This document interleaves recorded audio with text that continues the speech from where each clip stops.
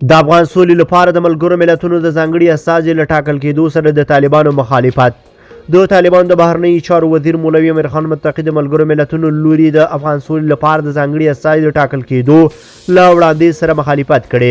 نوموړي خپل دغه مخالفت د افغانستان لپاره د برطانیې له شارزافیر رابرټ ډاکسن سره د لیدنې پر مهال څرګند کړی. رابرټ ډیکسن د ډیرو نورو بهرنیو ډیپلوماټانو په شان له قطر څخه خپلې چارې مخته وړي، خو وخت په وخت طالب چارواکو سره د لیدلو لپاره کابل ته هم په سفر ځي. طالب وزیر نوموړي سره د لیدنې پر مهال ویلي چې د ملګرو ملتونو د سرمنشي د هغه راپور ډیرې برخې مثبتې بولي چې د افغانستان وضعیت پکې ارزول شوی. له دې سره ملا منطقي د افغانستان لپاره د ځانګړي استازي ټاکل کېدو د وړاندیز مخالفت کړی دی. ویلي دي چې داسې کوم استازي ته اړتیا نشته.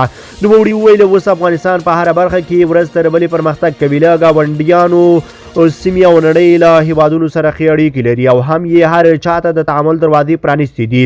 نو هم دا حالات باید تقویه شي.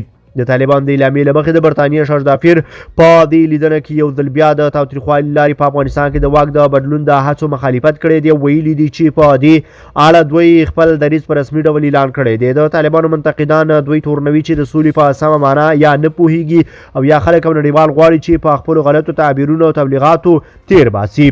د دوی په باور سمه ده چې افغانستان کې د طالبانو جګړه درېدلې، خو ثبات او سوله نه ده راغلې ځکه طالبانو د خلکو ازادي او ډېرې اساسي حقونه ترورلي دي.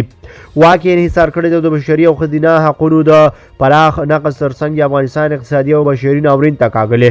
د طالبانو منتقدان باور لري چې دا ډله د خپلو بدنامو مخالفانو له یادولو سره غواړي ځان افغانانو او نړیوالو ته محبوب وښایي. داسې حال کې چې له توند لارو بلایان جوړ شوي د دوی رژیم حکومتوالي نشي کولی او د دې وضعیت د بدلون لپاره د ملګرو ملتونو په محوریت بین الافغاني مذاکراتو ته اړتیا ده.